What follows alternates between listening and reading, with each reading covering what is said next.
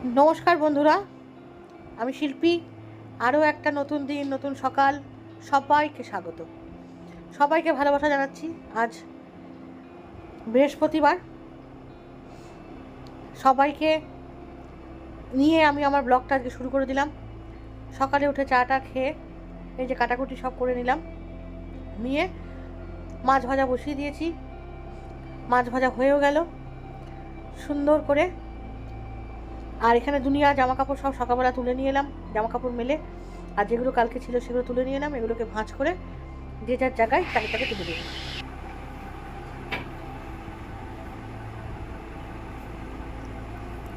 এসব কেন আমার দ্বারা হয় বলুন? এখন আমি হচ্ছি আর্টসের স্টুডেন্ট, আর আমার মেয়ে হচ্ছে সায়েন্সের স্টুডেন্ট। এই বই পড়তে গেলে এখন আমার পক্ষে সম্ভব না। তবে হ্যাঁ, ক্লাস 9-10 যেহেতু পড়েছি বায়োলজি, সেহেতু কিছু কিছু জানি। কিছু কিছু বলতে সবটাই জানা, সেগুলোকেই বড় করে দেওয়া। তা আমি ওকে একটু দেখে দিই, যেটুকুনি পারি সেটুকু দেখার চেষ্টা করি, বাদ বাকিটাও নিজেই করে। তাই ভাবছিলাম যে কত পাল্টে গেছে যুগ, যে আমাদের সময় কি ছিল আর এখন কি, কত অ্যাডভান্স ছেলেমেয়েরা। আমরা এত অ্যাডভান্স ছিলাম না। আমরা মাধ্যমিক পরীক্ষা দিয়ে আমরা 3টে মাস ছুটি ছিলাম, 3টে মাস ছুটি পেয়েছি।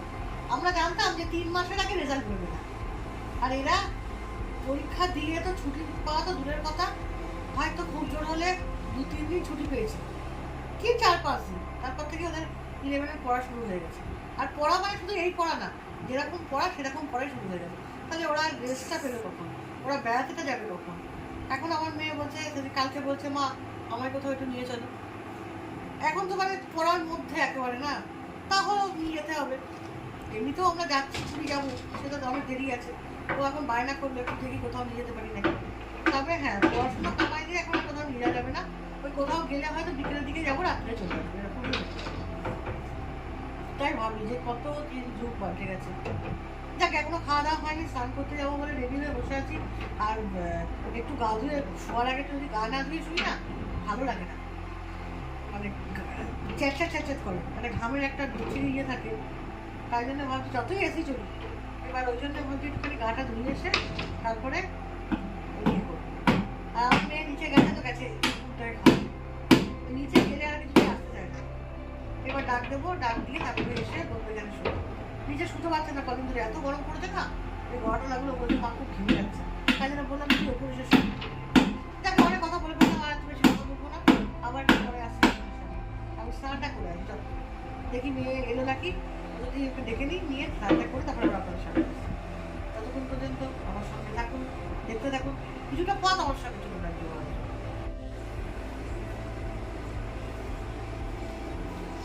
এটা গিয়ে পরশুদিন দিয়ে কিনে আনলাম। আমাকে আমি ব্যায়াম করি, জিম করি, তা জিমে উনি কিনতে বলেছেন। ভালোই লাগে করতে, বেশ 2 দিন ধরে করছি। 2 দিন ধরে করতে করতে আমার কাছে এখন একটা হালকা হয়ে গেছে একদম। তাই এগুলো যদি কিনতে চান আপনারা কেউ, মহাবীর সুপার মার্কেটে খেলার সাথে যাবেন, পেয়ে যাবেন। ওখানে গিয়ে পাউন্ড বললেই দিয়ে দেবে ওরা।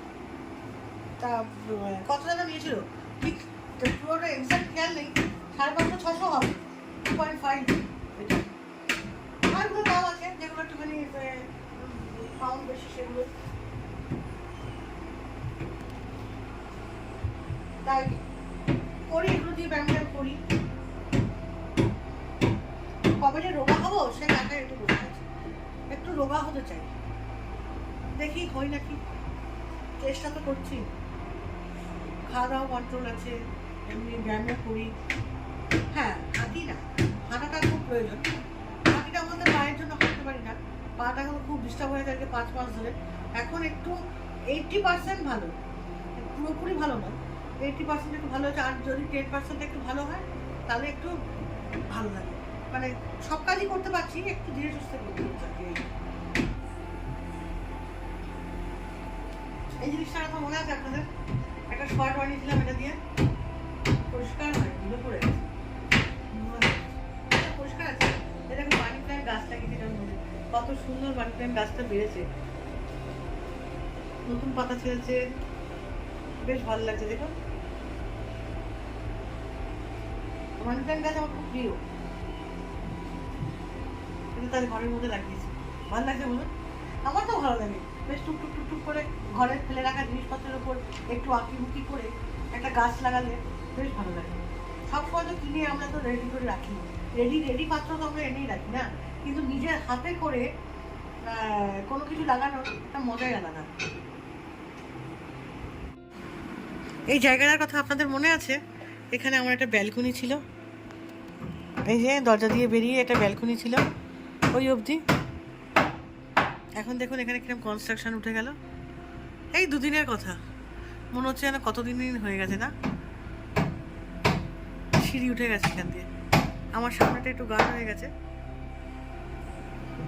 আমিও দেখিনি অনেক দিন, চলুন একটু দেখি। এই যে এখান দিয়ে সিঁড়ি উঠে গেছে, এই যে নিচে সিঁড়ি আছে, এই সিঁড়িটা আবার উপরে 3 তলায় উঠে গেল। উপরে মিস্ত্রিটা কাজ করছে, ওই জন্য খুঁটোমোটা হচ্ছে। কি আশ্চর্য না, কখন কোন সময় কখন যে কি হয়ে যায় কেউই বলতে পারে না। চলুন দরজাটা দিয়ে দিই। অ্যাকচুয়ালি যখন ওরা আসবে এখানে, তখন এই দরজাটা ভাঙা পড়ে যাবে। এই দরজাটা আপনার যে জানলা হয়ে যাবে, আর এই জানলাটা এখানে আছে, এই জানলাটা আপনাদের দরজা হয়ে যাবে। তখন আবার অন্যরকম দেখতে হয়ে যাবে। তারপরে আমাদের যখন ওদিকে হবে, তখন আমরা ওদিকে আবার দেখাবো, তখন যখন আমাদের কাজ আর কি আরম্ভ হবে। এখন আমাদের কাজ আরম্ভ হবে, আমার মেজো বছরের কাজ আরম্ভ হবে, অনেক কাজ বাকি বাড়িতে। তারপরে একটুখানি সব কিছুর মধ্যে থেকেই তো সব কিছু করতে হয় বলুন। তার মধ্যে একটুখানি বেড়াতে যাওয়াও আছে, একটু বেড়াতে যাব। আর ভালো লাগে না বাড়িতে বসে বসে, একটুও ভালো লাগে না। সবসময় মনে হয় কি শুধু একটুখানি ঘুরে আসি। মন একটুও চায় না বাড়িতে থেকে। আর তারপরে কি বলুন তো, এখনো রেজাল্টটা বেরোচ্ছে না, তো মনটা না মানে কেউ না ক্ষিপ্ত হয়ে আছে। সব বেরিয়ে গেল, মাধ্যমিকটা বেরিয়ে গেল, আর আমাদের বেরোচ্ছে না, ভালো লাগছে না। দেখি কবে বেরোয়। 10 তারিখ বলেছে, তো অ্যানাউন্স করেছে। এখন দেখি কি হয়, 10 তারিখটা হয়ে গেলে তারপরে নিয়ে বেরোবো। ঠিক আছে, চলুন টাটা। একটা ফোন এসছে, বাড়িকে রিসিভ করি। এই আমার ঘরে একটু বনি এসেছে, আমি আর বনি একটুখানি কফি করলাম, কফি করে খাচ্ছি। একটু সন্ধ্যেবেলাতে না কিছু না খেলে ভালো লাগে না। তা মেয়ে নেই, কর্তা নেই, কি করবো? আমরা দুজনে মিলে একটু বসে গল্প করি আর একটুখানি কফি খাই। এই তো 8:15 বাজে, আস্তে আস্তে 9টা বেজে যাবে। সঞ্জুর মেয়েকে নিয়ে আসবে, তো 9:30 বেজে যাবে। আর ভাত টাত রয়েছে, আজকে রান্নাবান্না নেই রাত্রিবেলা, কালকে যাওয়া হবে, দেখা যাবে। আজকে দাদাকে বললাম একটুখানি বিরিয়ানি আনতে, যদি খায় মেয়ে খাবে, আমার একটুখানি ভাত আছে, খেয়ে নেবো ব্যাস। এখন তো কফি খায়, এখন তো কফি খায়। আর কফি খাওয়ার পরে কি করবো আপনাদের সঙ্গে শেয়ার করবো। অনেক কাজ আছে, বিছানাকে ভালো করে গোছাতে হবে সবার আগে। বিছানা ভালো গোছানো না হলে না ভালো লাগে না। ঠিক আছে, খেয়ে নিয়ে গেছে। আজকে রাত্রে ভাবলাম যে একটু কাজটা গুছিয়ে রাখি, তা ঝিঙেগুলো নষ্ট হয়ে যাচ্ছিলো, তাই ভাবলাম একটু ঝিঙে পোস্ত করে নেবো বলে ঝিঙেটা কেটে নিলাম। মেয়ে নেই, বাবা নেই, ওর মেয়ের বাবা নেই, কার সঙ্গেই বা বকবক করবো? তাও বনি আসে, ও থাকে আমার সঙ্গে, একটু ওর সঙ্গে বকবক করলাম। ও নিজের কাজ করে বসে বসে ঘরের মধ্যে, ওর কাজ করে, আমি আমার কাজ করি, তাই থাকে। একটুখানি কথা বলি, তারপরে ও চলে গেল। তারপরে ভাবলাম যে চুপ করে বসে থেকে লাভ নেই, আমি আমার কাজটা কমপ্লিট করি, ঝিঙেগুলো আর আলুগুলো কেটে নিই। কী বলুন তো, খোলামেলা মন থাকলেই মাথার মধ্যে বদবুদ্ধি চেপে বসে, ওর দেখে কাজ করা অনেক ভালো আমার মনে হয়। খেতে বসে গেছো? তাই জিজ্ঞেস করছি। কটা বাজে? 10:30 হয়ে গেছে? ওরে বাবা, ও বিরিয়ানি এনেছে না আজকে? মেয়ে বলেছে নাকি? আমার একটু ভাত ছিল জানো তো, তুমি খেয়ে নাও না বেশিটা। ঠিক আছে তাহলে খাও। হ্যাঁ জলদি।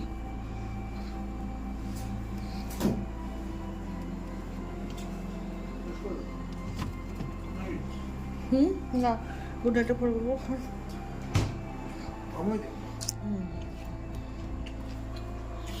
ঠিক আছে রাখলাম তাহলে, খেয়ে নি। হ্যাঁ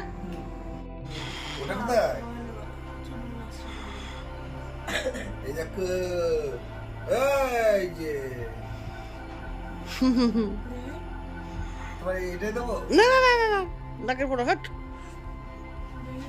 ওসব কাঁচা। আচ্ছা যাও।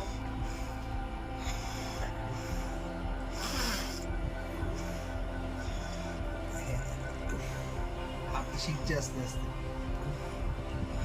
এখনো চোখ ফোটেনি বল? হ্যাঁ তোর চোখ ফুটে গেছে কি করে কি এখন? একটা চোখ ফুটেছে, একটা চোখ ফুটেছে, একটা চোখ ফুটেছে। আজ ব্লগটা আমি এখানেই শেষ করে দিলাম। অনেক রাত হয়ে গেছে, রাত্রি প্রায় 11:30 বেজে গেছে। যদি আমার ব্লগটা ভালো লেগে থাকে তাহলে অবশ্যই একটা লাইক শেয়ার কমেন্ট করবেন। আর যদি সাবস্ক্রাইব না করে থাকেন এখনও, একটা সাবস্ক্রাইব করবেন। আশা করি ভিডিওগুলো ভালো লাগবে। কালকে আবার নতুন ব্লগ নিয়ে আমি আপনাদের সামনে হাজির হব। আজকে এই পর্যন্তই। Tata, good night, see you. সবাই ভালো থাকবেন, সুস্থ থাকবেন।